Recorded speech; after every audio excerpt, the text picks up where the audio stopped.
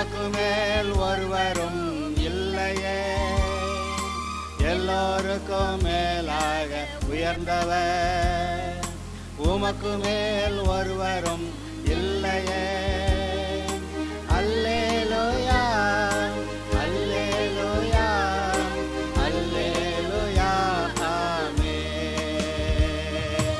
அல்லேலூயா, அல்லேலூயா, அல்லேலூயா, ஆமென். ஒருவரால் சிருஷ்டிக்கப்படாமலே தாமாக என்றென்றும் இருப்பவர். ஒருவரால் சிருஷ்டிக்கப்படாமலே தாமாக என்றென்றும் இருப்பவர். அல்லேலூயா, அல்லேலூயா, அல்லேலூயா. நாம் நம்முடைய விசுவாசத்தை அறிக்கை செய்யலாம். நான் இயேசு கிறிஸ்துவை என்னுடைய இரட்சகராகவும் ஆண்டவராகவும் மீட்பராகவும் ஏற்றுக்கொண்டேன். எனக்காக சுயமாக எந்த வழியையும் நான் வைத்துக்கொள்ளவில்லை. ஆண்டவர் சொல்லுவது போல அவருடைய வழிகளை என்னுடைய வழிகளாக நான் ஏற்றுக்கொண்டேன். ஆகவே தேவன் என்னை தம்முடைய சொந்த பிள்ளையாக ஏற்றுக்கொண்டார். நான் மனம் திரும்பி மன்னிப்பு கேட்டு அவருடைய வார்த்தைகளின்படி வாழ ஆரம்பித்தேன். கர்த்தர் என்னை நீதிமானாகவும் பரிசுத்தமானாகவும் மாற்றிவிட்டார். என்னால் மாற முடியாது, ஆனால் என்னை அவர் மாற்றிவிட்டார். ஆகவே நான் நீதிமான், ஆகவே நான் பரிசுத்தவான். நான் என்னுடைய பாவத்தால் வர இருந்த எல்லா தண்டனைகளுக்கும் நரக பாதாளத்திற்கும் தப்பித்து கொண்டேன். கிறிஸ்து என்னை தப்பிக்க வைத்திருக்கிறார். ஏனென்றால் கல்வாரி சிலுவையிலே எனக்கு வர வேண்டிய எல்லா தண்டனைகளையும் என்னுடைய ஆண்டவரே அனுபவித்து முடித்து விட்டார். எனவே நான் தப்பித்து கொண்டேன். இப்போது நான் நித்திய ஜீவனுக்கு பாத்திரமாய் இருக்கிறேன். நித்திய ஜீவன் எனக்கு சொந்தம். நான் இப்போது இயேசு கிறிஸ்துவை போல என் வாழ்க்கையை வாழ ஆரம்பித்திருக்கிறேன். என்னுடைய ஆவியின் கனியாகிய அன்பு, சந்தோஷம், சமாதானம், நீடிய பொறுமை, தயவு, நற்குணம், விசுவாசம், சாந்தம், இச்சையடக்கம் ஆகிய குணங்களை எனக்குள் வளர்த்து கொண்டு இருக்கிறேன். ஆவியின் கனியை வளர்த்து கொண்டு இருக்கிறேன். இயேசு கிறிஸ்துவை போல நான் அனுதினமும் மாறிக்கொண்டு இருக்கிறேன். என்னை நானே மாற்றிக்கொண்டு இருக்கிறேன். நான் நிச்சயமாக பாவி இல்லை, துன்மார்க்கன் இல்லை, குப்பை இல்லை, தூசி இல்லை, உதவாக்கரை இல்லை. நான் தேவனுடைய பிள்ளை. தேவன் என் மேல் பிரியமாயிருக்கிறார். என்னை ஆசீர்வதிப்பதே கர்த்தருடைய விருப்பம் என்பதை நான் நன்றாக அறிவேன். என்னை ஆசீர்வதிப்பதே கர்த்தருடைய பிரியம் என்பதை நான் நன்றாக அறிவேன். கிறிஸ்து என்னுடைய இரட்சகர். அவர் என்னுடைய மேய்ப்பர். அவர் என்னுடைய பரிகாரி. எனக்கு சரியான ஞான அறிவுள்ள ஒரு வக்கீல் கிடைத்திருக்கிறார். அவருடைய பெயர் இயேசு. இரவும் பகலும் தேவனிடம் அவர் எனக்காக பரிந்து பேசிக் கொண்டிருக்கிறார். ஏனென்றால் நான் அவருடைய வார்த்தைகளை அப்படியே ஏற்றுக்கொண்டேன். விசுவாசிக்கிறேன். எனவே எனக்காக இயேசு கிறிஸ்து பிதாவிடம் இரவும் பகலும் பரிந்து பேசிக்கொண்டிருக்கிறார். இந்த பூமியிலே எனக்கு ஒரு நன்மையும் குறைவுபடாது, ஒரு நன்மையும் குறைவுபடாது. நல்ல சுகம், தெய்வீக ஆரோக்கியம், நீடிய வாழ்வு, வலியும் வேதனையும் அற்ற வாழ்வு, அற்புத சுகம், பலவீனமற்ற பலனுள்ள சரீரம், ஒவ்வொரு உறுப்பிலும் சரியான இயக்கங்கள் ஆகிய யாவும் தேவ பிள்ளையாகிய எனக்கு சொந்தம். அதை நான் உரிமை பாராட்டி சுதந்திரித்துக் கொள்வேன். பிசாசுக்கு இயேசுவின் நாமத்திலே எதிர்த்து நிற்கிறேன். கர்த்தருக்கு கீழ்ப்படுகிறேன். அவன் என்னை விட்டு ஓடி போவான். சாத்தான் தோற்கடிக்கப்பட்டவன்.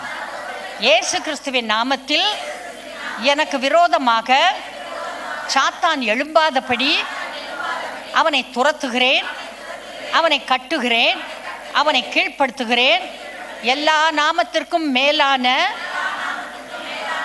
நாமமாகிய இயேசுவின் நாமத்தில் நான் பிசாசுக்கு எதிர்த்து நிற்கிறேன். இயேசு கிறிஸ்து அவருடைய வல்லமையையும் அதிகாரத்தையும் எனக்கு கொடுத்திருக்கிறார். எனக்கு கொடுத்திருக்கிறார். வல்லமையும் அதிகாரமும் எனக்கு கொடுக்கப்பட்டிருக்கிறது. கர்த்தர் என்னை பிசாசுக்கு எதிர்த்து நிற்க சொல்லியிருக்கிறார்.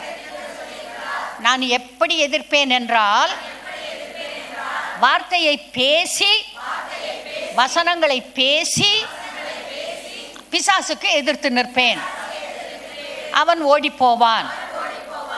எனக்கு விரோதமாக வருகிற சாத்தானுக்கு விரோதமாக நான் எழும்புவேன். என்னிடத்தில் வருகிற பிசாசை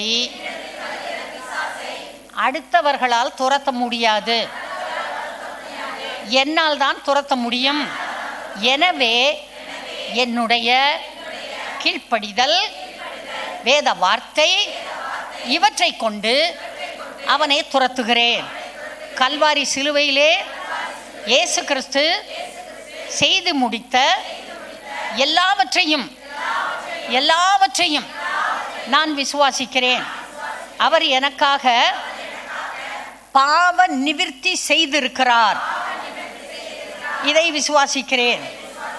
என்னுடைய பாவங்களையும் சாபங்களையும் நோய்களையும் பிசாசின் உபத்திரவங்களையும் பில்லி சூனியங்களையும் பிளாக் மேஜிக்கையும் தரித்திரங்களையும் நஷ்டங்களையும் அவமானங்களையும் கர்த்தர் சுமந்து தீர்த்து முடித்து விட்டார் என்று நான் விசுவாசிக்கிறேன்.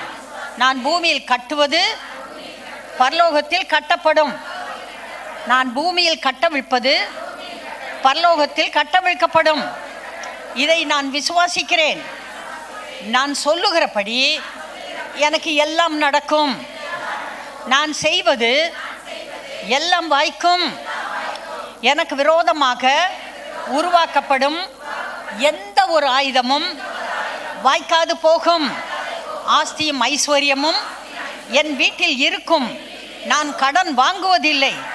என் குடும்பம் ஆசீர்வதிக்கப்பட்டிருக்கும். என் பிள்ளைகள், என் நிலத்தின் பலன்கள், என் மிருக ஜீவன்கள் ஆசீர்வதிக்கப்பட்டிருக்கும். என் பிள்ளைகள், என் நிலத்தின் பலன்கள், என் மிருக ஜீவன்கள், நான் கையிட்டு செய்வது எல்லாம் ஆசீர்வதிக்கப்பட்டிருக்கும். ரட்சிக்கப்படாமலும் உண்மையான மனந்திரும்புதல் இல்லாமலும் வேத வசனங்களை அறியாமலும் மனிதர்கள் பெயரளவிற்கு கிறிஸ்தவர்களாக வாழ முடியும் என்பதையும் நான் அறிவேன். அதாவது கிறிஸ்தவர்கள் என்று பெயர் வைத்துக்கொண்டு ரட்சிக்கப்படாமலும் உண்மையான மனந்திரும்புதல் இல்லாமலும் வேத வசனங்களை அறியாமலும் பேரளவு கிறிஸ்தவர்களாக வாழ முடியும். சொல்லலாம், கிறிஸ்தவ குடும்பத்தில் பிறந்தபடியாலும் கிறிஸ்தவ பெயர் வைக்கப்பட்டபடியாலும் அதனால் மட்டும் மனிதனால் பரலோகத்திற்கு போக முடியாது என்பதை நான் அறிவேன். என்னை ஒவ்வொரு நாளும் நான் தற்பரிசோதனை செய்து திருத்த வேண்டிய காரியங்களை திருத்தி கொண்டு இரக்கமுள்ள கர்த்தரிடம் மனந்திரும்பி மன்னிப்பை பெற்று மகிழ்ச்சியோடு வாழ்வேன். என்னுடைய போட்டிகள், பொறாமைகள், வெறுப்புகள், விரக்திகள், மனபாரங்கள், துக்கங்கள், கீழ்ப்படியாமைகள், குதர்க்க மனநிலை யாவற்றையும் இயேசு கிறிஸ்து கல்வாரி சிலுவையிலே சுமந்து தீர்த்திருக்கிறார்.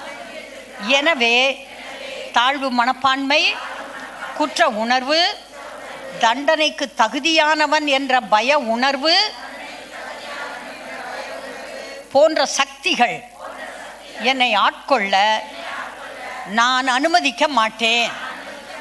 தாழ்வு மனப்பான்மை, குற்ற உணர்வு, தண்டனை கிடைப்பது சரி என்ற எண்ணங்கள் என்னை ஆட்கொள்ள நான் விடமாட்டேன். கீழ்ப்படிவேன், வார்த்தையை விசுவாசிப்பேன். இந்த பூமியிலே நல்ல எதிர்காலம் எனக்கு உண்டு. இந்த பூமியிலே நல்ல எதிர்காலம் எனக்கு உண்டு. ஹல்லேலூயா. எல்லாரும் விசுவாசிக்கிறீங்களா? இந்த விசுவாச அறிக்கையை வீட்டில் போய் தொடர்ந்து செய்யுங்க. எந்தெந்த வார்த்தை ஞாபகத்துக்கு வருதோ எல்லாத்தையும் வீட்டில் உட்காந்து ஒரு தடவை நல்ல அறிக்கை செய்யுங்க. உங்கள் அறிக்கையை விட உங்களால் மேலான ஆசீர்வாதங்களை பெறவே முடியாது. கர்த்தர் சொல்கிறார், பேசு. பேசிட்டு நீ பேசினது நடக்கும்னு விசுவாசி. ஒரு விதையைப் போல கர்த்தருடைய வார்த்தை. விதைக்குள்ள முளைக்கிற தன்மை இருக்கிறது, வளருகிற திராணி இருக்கிறது, பெரிதாக மரமாகிற அந்த குணம் விதைக்குள் இருக்கிறது. பூத்து காய்த்து குலுங்குகிற திராணி அந்த சின்ன விதைக்குள்ளே இருக்குது. அந்த விதை தான் வசனம். ஆண்டவர் சொல்கிறாரு, இந்த வானத்திலிருந்து பனியும் மழையும் இறங்கி பூமியை நனைத்து முளை கிளம்ப பண்ணி விதைக்கிறவனுக்கு விதையையும் புசிக்கிறவனுக்கு ஆகாரத்தையும் கொடுக்கும் என்னுடைய வசனம் ஒரு நாளும் வெறுமையாக திரும்பாது. அதனால் விவசாயிகள் எல்லாரும் நம்பிக்கையோடு விதைக்கிறார்கள். அவர்கள் அறுக்கிறார்கள், பலனை பெறுகிறார்கள். இல்லைன்னா நம்ம 3 நேரம் சாப்பிட முடியாது. ஒவ்வொரு விவசாயி நம்பிக்கையோடு அவன் விதைக்கிறான். அவனுடைய நம்பிக்கை அவனுக்கு பலன் கொடுக்கிறது. அவன் விதைக்கிற விதைகள் எல்லாம் முளைக்கிறது. தேங்காயை போட்டால் தேங்காய் முளைக்குது, மாங்காயை போட்டால் மாங்காய் வளர்ந்து மாங்காய் பறிக்கிறோம். மாங்காயை போட்டுட்டு என்ன இதில் தேங்காய் முளைக்கலன்னு யாரும் பார்க்கக்கூடாது. மாங்காயை போட்டால் மாங்காய் தான் முளைக்கும், தேங்காயை போட்டால் தேங்காய் தான் முளைக்கும். சுகத்துக்கான வசனங்களை போட்டால் சுகம் கிடைக்கும். அதுக்குள்ளே இருக்குது, வசனத்துக்குள்ளே அந்த தன்மை இருக்குது. விடாதீங்க, பிடிங்க, விரட்டுங்க பிசாசை. உங்களோட போட்டி போட்டு சண்டை போடுற பிசாசை விரட்டுங்க. நான் சுகமானேன்னு அறிக்கை பண்ணுங்க, விடாமல் பண்ணுங்க. சோர்வு வரும், பலவீனம் வரும், அடுத்தவங்க கிண்டல் பண்ணுவாங்க. அவங்கெல்லாம் சொல்லுவாங்க, சும்மாப்பா அதெல்லாம் பையா நம்புற அப்படிலாம் பேசுவாங்க. அவங்களெல்லாம் விரட்டி விட்டுருங்க. உங்களுக்கு அவங்க வேண்டாம். யார் வசனத்தை நீங்கள் சொல்கிறப்ப எஸ் சொல்கிறாங்களோ, கீழ்ப்படிதலோடு வார்த்தையை ஏற்றுக்கொள்கிறார்களோ அவங்கள மட்டும் பக்கத்தில் வச்சுக்கோங்க. வசனத்தை பேசுங்க, நல்லா பேசுங்க, உட்காருங்க. நான் விட மாட்டேன். பிசாசே போ, நீ போய் தான் ஆகணும். கர்த்தாவே நீங்கள் எனக்கு உதவி செய்வீங்க, எனக்கு சுகம் கொடுப்பீங்க, எனக்கு புது ஹார்ட் கொடுப்பீங்க, புது கிட்னி கொடுப்பீங்க, எனக்கு புது லிவர் கொடுப்பீங்க, நான் அதை பெற்றுக்கொள்வேன். சொல்லுங்கப்பா, சொல்லிகிட்டே இருங்க. கட்டாயமாக கர்த்தர் உங்களுக்கு அற்புதங்களை செய்வார். ஹல்லேலூயா. ஒவ்வொரு நாளும் நான் பார்க்குறேன், அநேக புத்தகங்களை பார்க்குறேன், மெசேஜ் கேட்குறேன்.